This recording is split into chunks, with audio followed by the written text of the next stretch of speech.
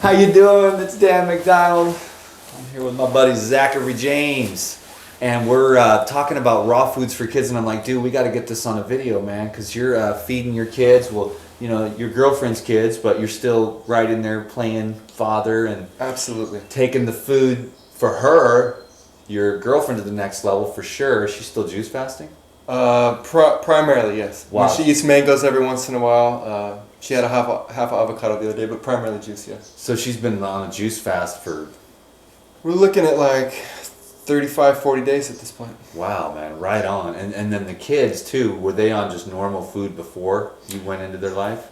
They've been vegan for most of their life, vegetarian for their whole life, but vegan for most of their life. And since they've been with me, we've gotten them off the grains, which was like night and day as far as their behavior Yeah. and their sleeping patterns and all this. So it's been amazing. It's absolutely Yeah, amazing. there's a lot of hoopla about grains, and I'm just not a fan of the grains at all. I think it's No. not a real healthy food, very pasty. The whole carbohydrate thing, your body doesn't have enough power to really break down the oatmeal and the rice to really extract a lot of those sugars anyways. And it just seems like it's, at least like with my daughter who's 17 and she knows the fruit thing, what she'll do is, like, if I stop making videos, she'll watch my videos and I'm like, fruits, veg, green juice. She'll stay on point, but then you know, she'll start watching Harley or Freely's videos, and then next thing you know, she starts carving up and she gets sick, man. And I'm just like, I told you, kid, don't listen to that stuff about those cooked carbohydrates, because it's just dead food and it's just slime paste. Absolutely. And you've noticed, and I've noticed in myself over all these years, that just grains just mess up and ferment, I think. That's what they make alcohol out of. Yeah. It's fermenting inside our body. It has something to do with parasites and alcohol fermentation, which Absolutely. creates some kind of numbing factor of the brain and the sensitivity. I mean, try to fast on lemon ginger blast for a week and tell me you're not feeling your stuff and you're not looking at yourself. So anyways, with the kids, you notice taking the grains out was a huge thing. Well, what are you doing to replace that? Well, what we're doing is we're pretty much raw most of the day, and then we'll do a baked sweet potato or some steamed broccoli or steamed cauliflower, steamed carrots, things of that nature. Most kids don't like vegetables, especially raw, so there's little tricks that you can do. What we do is we put citrus on it. We'll just squeeze some lemon or some lime on it. They like that sour taste, and they eat it up. A little salt maybe, just a little bit. And we make it palatable for them. And once we discovered what to do, I mean, it just become normal for them. There was a little transition. They were having some emotional outbursts when we first took out the grain because they were having withdrawals. Uh-huh. But once we got over that hump, it's been very smooth sailing. So Yeah, the grains have an opiate type compound that is a numbing and a deadening factor, and then you've got the alcohol fermentation. You've also got parasitic factors as well that are very subtle, and you have to kind of really know your stuff if you want to get a handle on this kind of thing. It can all be very subtle, and you have to definitely have the highest standards for your temple, in order Absolutely. to really get it. And so And why not start when they're children? I mean, some children are born and they're just raw right off the bat, and I applaud those parents.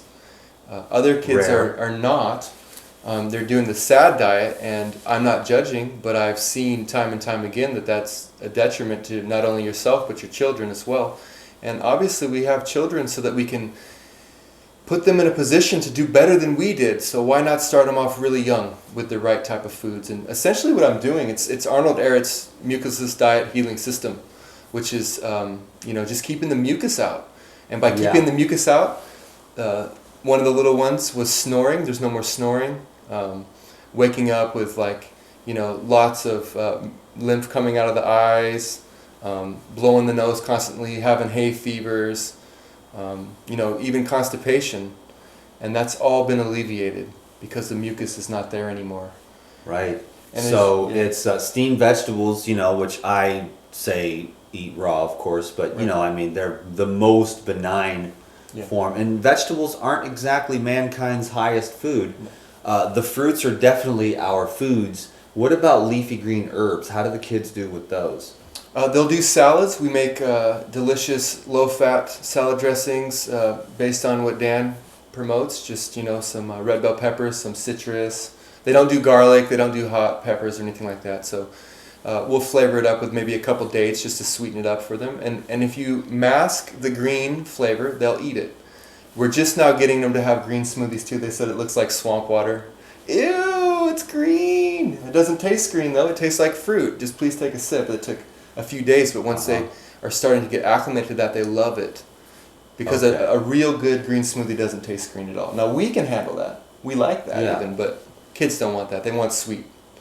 So that's how we get the leafy greens in there. And beyond that, we'll do some cultured nuts and seeds. We'll do a coconut almond yogurt. They love it. Just like a nice sweet yogurt for them. And we put that in the smoothies as well with lots of berries. And that's how they get their essential fats and their essential amino acids. So you're moving them, transitioning them slowly. Absolutely. Okay, that's really, really Well, good. because with the little ones, you can't take away too much of their comfort food at once. We don't want to disrupt them in that way either. I mean, so it's all about making a slow, steady transition. And I recommend that for my clients as well. If someone's eating grains and eating a standard diet, you don't have to necessarily take it all away at once. Just start adding the beneficial foods, the daily juicing habit, adding a smoothie as a meal replacement, and just going one step at a time. Same thing with the kids. Yes, good man. Anything else about the kids that you can think of that has helped them to have better health and better behavior? Absolutely. We go for, in the midday, the children are going on 3 and 5, the 2 children that I'm taking care of. And midday, we go to the park, we play for at least an hour, if not an hour and a half. And at nighttime after dinner, we go for a half an hour walk. The benefit of that is they sleep so well and they wake up refreshed, because children are clear conduits for divine energy, which is what powers all of us. We've got a lot of, well, I don't, Dan doesn't. Most people have a lot of obstructions, so we don't have that divine flow of energy, but the children have abounding energy. And if you don't utilize it, they start to get fidgety, they start to act out, they start to have tantrums and things of this nature. By utilizing that energy in a productive way, which is to have fun, because they're kids, they are so much easier to teach, to just interact with in general. And it's a beautiful thing. They sleep very well, and it's a lot easier to raise the children in that way. And then the other factor is, get the kids in the kitchen. When they put their hands on the food, they're more likely to want to eat it. When the kids help with the smoothies, they want it. When we ask them, what do you want? Do you want strawberries or blueberries? And they'll tell us what they want. We incorporate that into the meal. They're more likely to eat it. In fact, they eat it every time. And finding out what their favorites are and having them on hand all the time. Because kids get hungry. And you don't want to have to step back into something lesser because you don't have what they like on hand. So those would be my tips in short. Nice, brother. That's very good.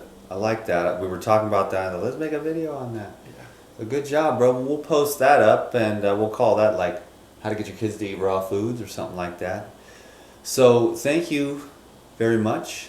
I appreciate it. And your YouTube channel, I'll put that down below this one too. And we'll talk to you soon. Thanks for watching.